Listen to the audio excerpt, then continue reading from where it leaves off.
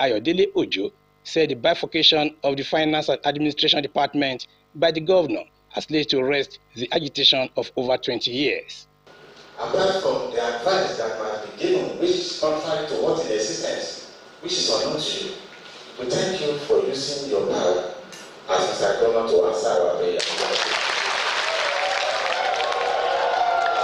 In their messages of goodwill, former accountants general in Ondo State, Lawrence Ibukun and Folake Ogunika, commended the governor for the decision. Governor Akeredolu said the bifurcation of Finance and Administration Department into two separate departments of Finance and Account and Administration and Personnel is aimed at promoting professionalism. One administration. Yes. It is one administration. You cannot now tear ourselves into different places. The one administration mantra should always be with you in everything you do. Everything. A number of unknown ones are going into this profession. And I can see the number here. And since you say that one of these, I'm impressed. That's where I'm driving at about professionalism. Yes. It's important, and it is a quest to at least underscore professionalism as I led to this bifurcation.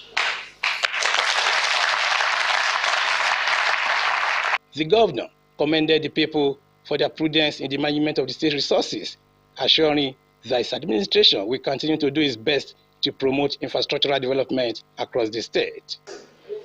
There's no way a government will exist with all respect to all of them. We exist only to those to pay the salaries. It's not possible. And when you leave, what will be said of you? Yes. When you have budgets, and these are plenty chance to spend virtually over half on recurrent, nothing on capital. It doesn't make sense. We're only eating our future. And that's one reason why, when I came in, I made up my mind that your treasury building, I was going to complete it. A special presentation was made to the governor in appreciation of his leadership quality in the state. Wahab Bankole, Osrc News. The Ondo State government has partnered the non-governmental organization Gender Mobile to combat gender-based and sexual violence in the state's higher institutions. As the signing of the multi-sectorial agreement in Akure, the special advisor to Governor Akeredolu on gender, Olamide Falano, and the executive secretary of the NGO, Omowumi Ogunrotimi, pledged to implement the project diligently to make the institution safe for girls.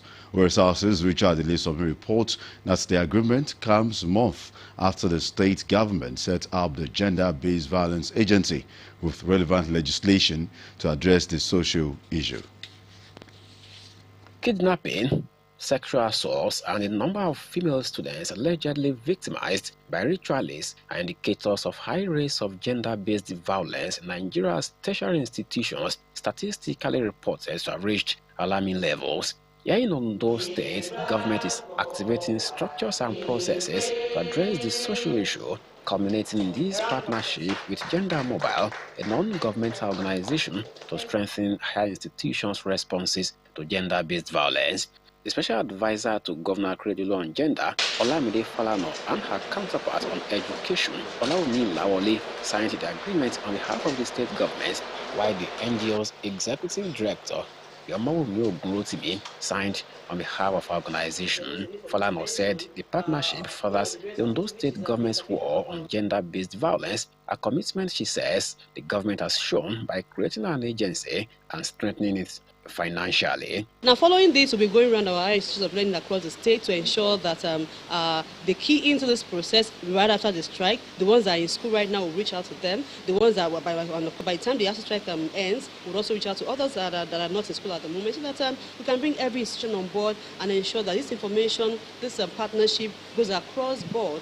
The NGO's executive director, Omowumi Ogunrotimi, said the program, tagged Campus Safety Initiative, is an integrated approach to strengthen higher institutions' responses to gender-based assault through innovation, including the the use of mobile application. What this partnership agreement we've signed with the Ondo State government will do is, Ondo State government is, exercising or demonstrating the political will to own the process in a way that they will be the ones to drive it, mandate these state-owned institutions of higher learning to actually adopt this model, while we then, provide the technical support to them to develop their policy, to build their capacity to be able to respond to sexual harassment. The Special Advisor on Education, Lawole, Commissioner for Women Affairs and Social Development, Adebumi Oshadaun, representatives of security agencies, tertiary institutions, International Federation of Female Lawyers, and other partners committed to the faithful execution of the project. I see this as something that is very timely, because also at the state executive level, we're also looking at measures in which to curb a lot of all these menace. That is equally very passionate about what happens to our future mothers, that we are ready to collaborate with your outfit. With governmental support, it will go a long way to ensure that the society reduces, if not completely, totally eliminates gender-based violence. According to statistics cited by the NGO's executive director, over 68% of students in tertiary institutions are said to have experienced sexual and gender-based assaults. This collaborative approach is expected to change the narrative. Richard Lesomi, Osrc News. Tailors Association of Nigeria, Akure South Local Government Chapter, Ondo State, has sworn in new elected central and zonal executives. The event brought together tailors from the 42 zones in Akure South Local Government area of Ondo State. Joy Pius reports that the occasion also featured presentation of awards to outstanding members.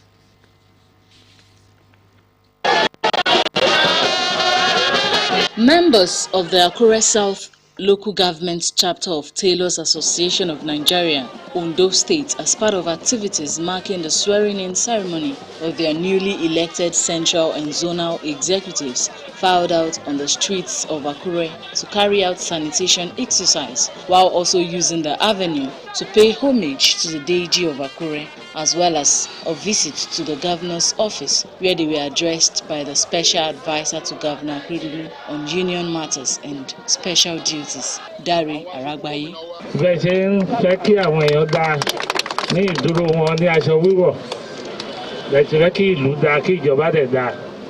I want to congratulate the newly elected on behalf of the governor of Ondo State, Arakunle Oluwarotimi Akeredolu SAM.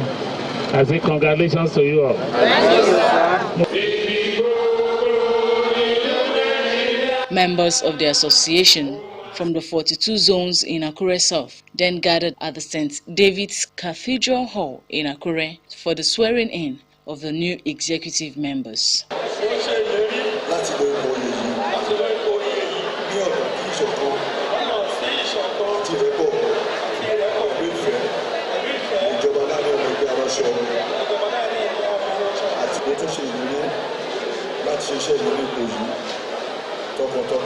Addressing the gathering, the outgoing general chairlady of the association, Mrs. Eunice Bodunde, encouraged the incoming executives to put in their best to move the association forward.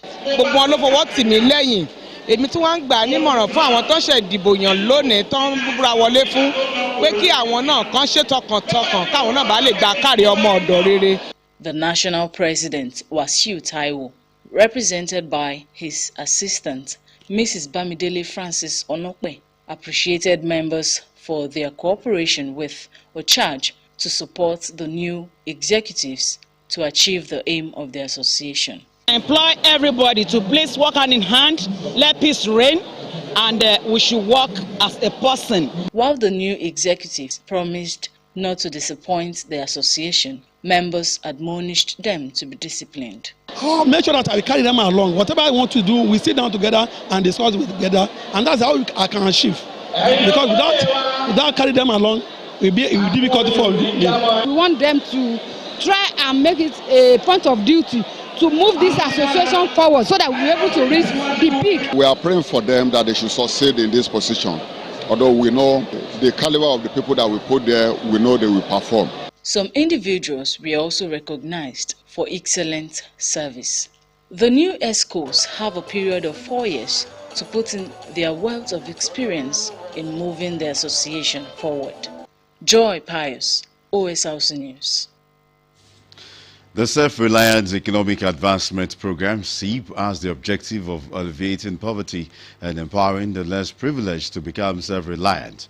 In marking its 24th anniversary, the organization gathered its members in Accra to celebrate their landmark achievement. Joy Piles again has details. In continuation of programs marking SEEP's 21 years of excellent service, members of Akure branch are gathered here to celebrate the strides of the Microfinance Institute. If SEEP, you have touched many aspects of our national life. And to manage a business, that is what is called corporate social responsibility. SEEP is very adequate. According to members in Akure branch, SEEP, which has affected over 500,000 people across 19 states, has impacted their livelihoods tremendously.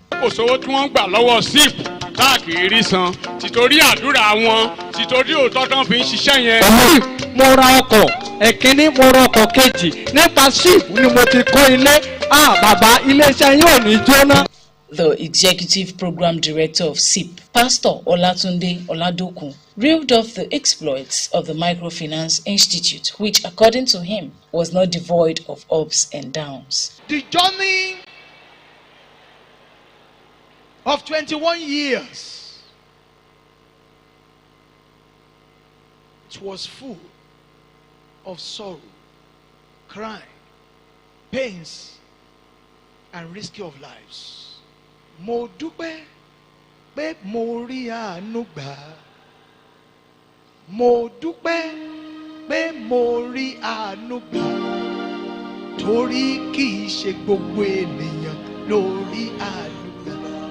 21 years. He encouraged the well-to-do members of society to rise up to the needs of the less privileged. Members who are in dire need of assistance were also reached out to at the event.